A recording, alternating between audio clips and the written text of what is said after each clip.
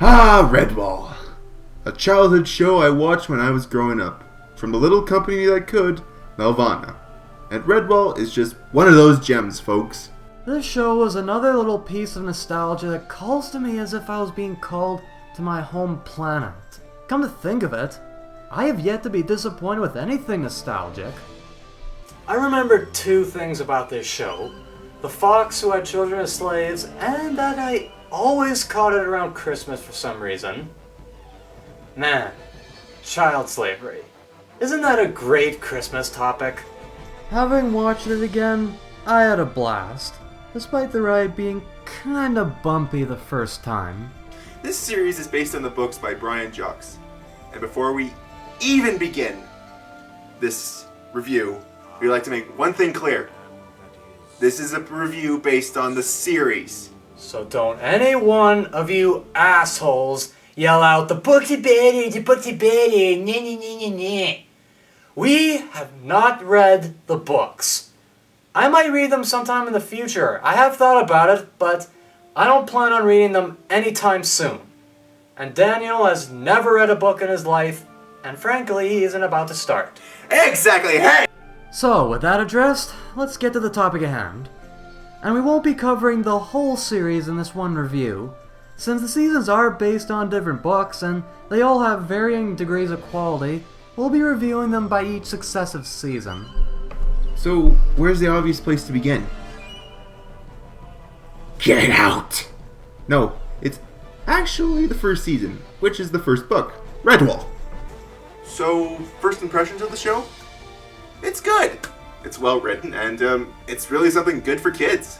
I mean, I've shown this to my kids, but it's not getting me invested yet. And I'll tell you why. It's a bit too cute. I mean, it's not challenging me as I'm watching it. I'm watching something for kids, not a viewing family.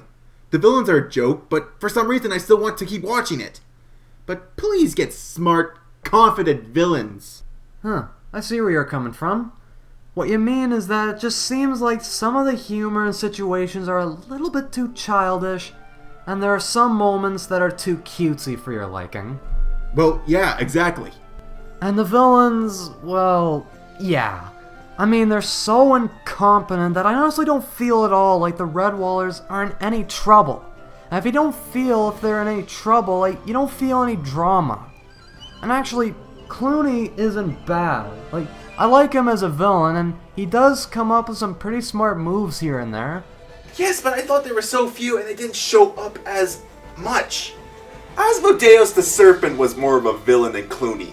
And he has a body count, folks! But what does save this show is the cast of colorful characters. Like the badger, the rabbit. I fucking love those characters. Gee, Daniel, I thought you were done with rabbits.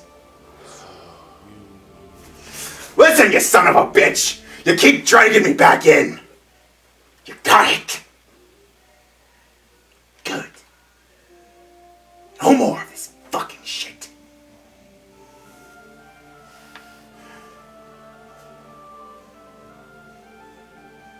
But yeah, the characters are great, the story is great, the animation is pretty good for TV, and I think with a little touch-up such as the more childish elements and the incompetence of the villains, this could have been an excellent first season.